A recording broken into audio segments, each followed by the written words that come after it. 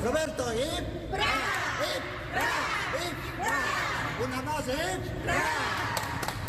Okay, there's probably one other community that is celebrating as much as we are here in Chicago, and that is Peru. Peruvians, they are celebrating Pope Leo XIV this morning. He is a Peruvian citizen, Pope Leo. The Catholic Church, faithful of Trujillo in Peru, celebrated the Pope's ascendance to pontiff of the Catholic Church yesterday. But first, they remember Robert Francis Prevost as local priest, Father Roberto, and as one of their own. Again, he is a dual citizen of both Peru and the U.S. And of course, we are also, I think excited is an understatement here in Chicago to describe the reaction to having a Chicago native as the next pope. So here this morning in studio, Father Patrick Gilger, back again. Always great to see you. Thank you very much for being here, Father Gilger. You've had, now less than 24 hours to process this news. Where are you in processing this recent development here? So I'm laying in my bed last night, and I'm thinking,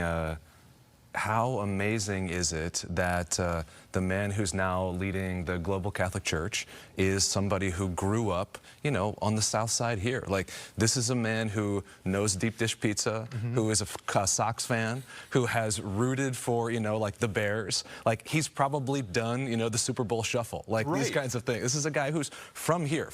And so all it says to me is that holiness is not as far away as I like to keep it. Like, sometimes I want to keep it at arm's length, and I'm like, no more excuses. He's from right here. I have the same obligations to try to live up to this. That's a very cool observation. It feels so much more accessible in certain ways, right? All these local ties. What was your reaction when he emerged on that balcony? As soon as they said in Latin, Robertus, I thought, wait a minute, Robertus, that doesn't sound Latin that much. Like, what is going on? It's such an American name, And then Prevost, and my reaction was, I really felt stunned. My first reaction was this burst of energy, of joy, and then I have to admit, I just started crying. Like, hearing his voice, I've really missed Pope Francis, and I will continue to miss him.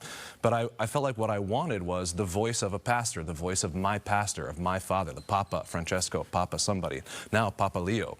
And to have his voice come across and his face, I thought, this is what I needed. I needed someone who I know will take care of me, keep me on the right path, but also affirm me when I'm feeling weak. And there he was, standing right there. What a gift. We just reported that he gave his, at least part of the first Mass in the Sistine Chapel in English. Yes. Do you think that, what do you think that aspect, the language, I know he's fluent in multiple languages, but an English-speaking pope, will that do a lot for the Catholic Church in terms of its footprint or its growth, do you think? I've heard from some of my friends who are Argentinian especially that sometimes Pope Francis would use these little Argentinian expressions, these little idioms that really only make sense perfectly if you're from, Buenos Aires. And I hope he'll do those kinds of things for us, from Chicago or from the United States. He'll be able to say a few things, I think, that we can really feel from our leader, from our Pope, and speaking our language very clearly. And I hope that will really open up, my own availability to listen and be taught by him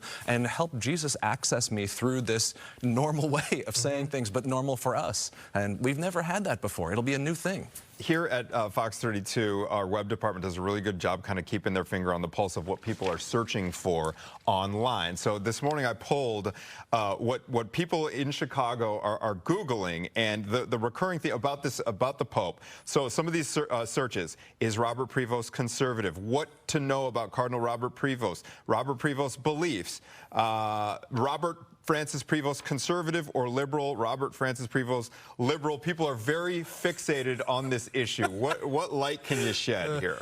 What it really says to me is that, and this goes for me as well, it's very typical of us Americans, this way of wanting to know about who this man is. And typical of human beings maybe, but especially for us as Americans. As Americans, we live in what can often be the center of the world. Washington, D.C., the center of the political world. New York City, the center of the financial or the media world. L.A., the center of Hollywood world. And we are used to having everybody come to us. And I think it's normal then to be able to read the world or to want to read the world through our categories.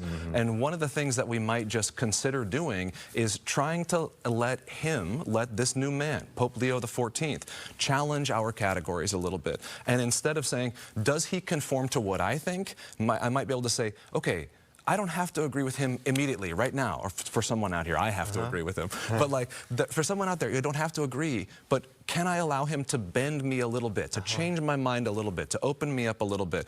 That way of being open to something new is often the way the Holy Spirit just starts to move with us to do something beautiful in our own I lives. love the way you phrase that. We don't have to be married to these lanes that we're used to driving in. All right, Father Gilger, so good to have you in studio. And FYI, we're going to be having more of an extended conversation with Father Patrick Gilger on Chicago Now that airs on our website, on our YouTube channel, and on Fox Local. So please tune in for that.